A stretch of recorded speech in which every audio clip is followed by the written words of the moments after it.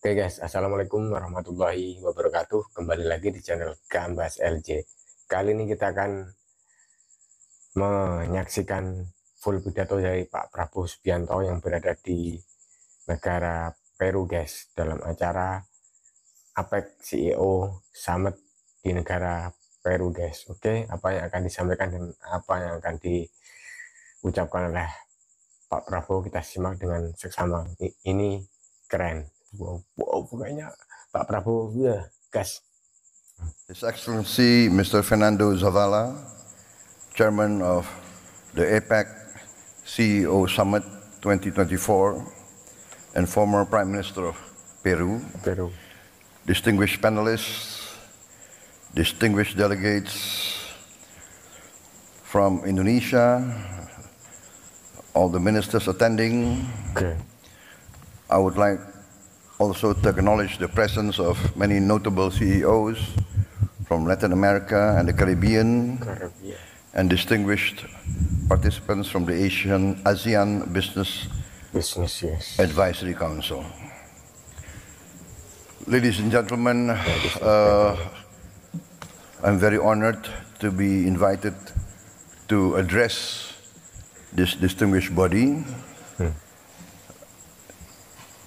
As we all know that peace and prosperity is driven by economic activity, by the role of the business community, the role of entrepreneurs, the role of industry. Without the dynamic participation of the economic sector, basically, we cannot have growth and prosperity. Without growth, we cannot alleviate poverty. We cannot create relevant employment.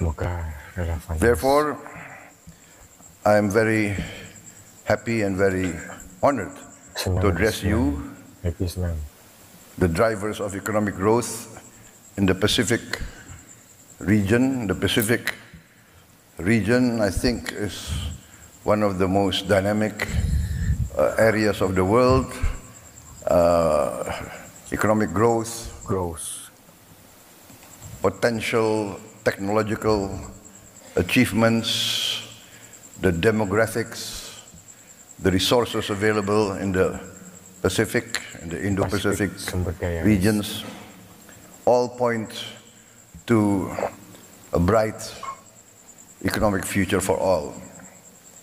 We have at the present geopolitical tension, but I am an optimist in the interests of humanity. I believe that the leaders of the great powers of the world, in the final analysis, will always opt for the common good. Rivalry is historical. There will always be rivalry. But our planet has become smaller. We are now in a planet full of technological breakthroughs. The tremendous breakthroughs in technology demands that leaders be more wise, be more patient, be more accommodating. Because the power of technology can bring significant progress to human life. But the power of technology can also destroy human life very fast.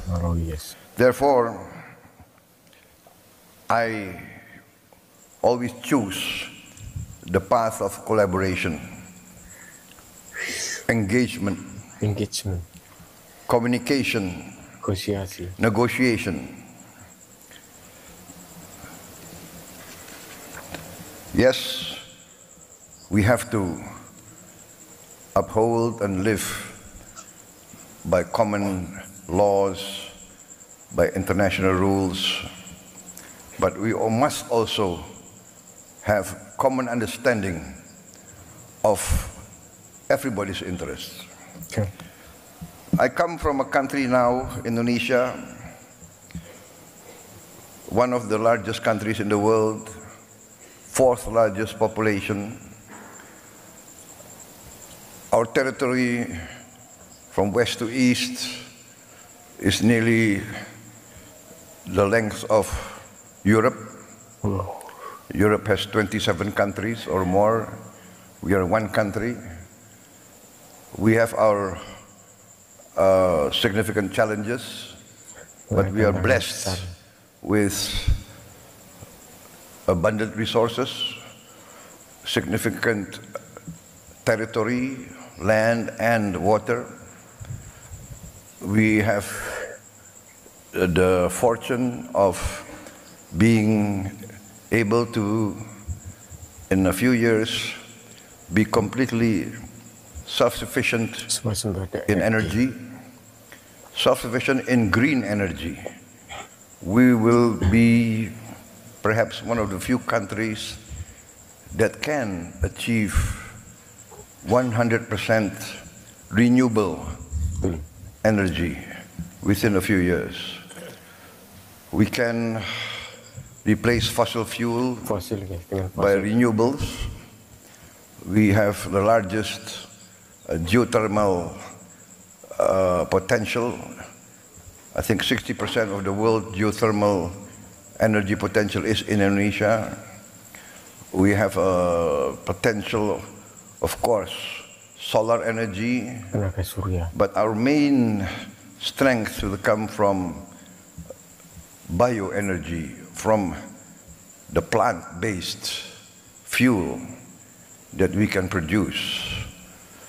We will be, I think, together with Brazil and maybe with the Congo DRC, we have the potential to produce fuel from plants, and this, I think, will create a lot of opportunities because we will save a lot on foreign exchange. The funds will circulate within our own economy.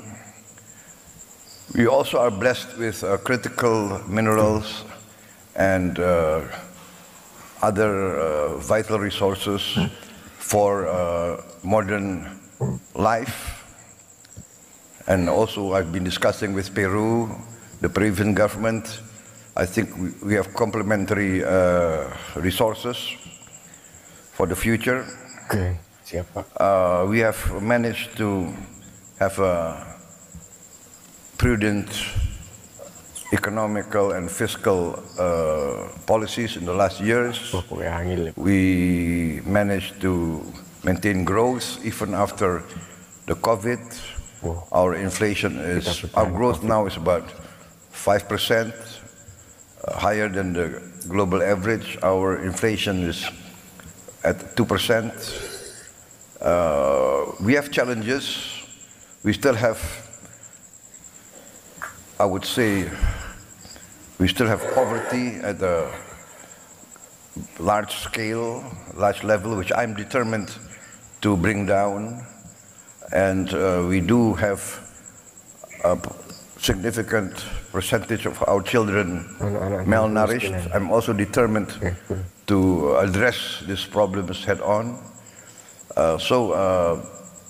Ladies and gentlemen, I am a firm believer in the role of private business.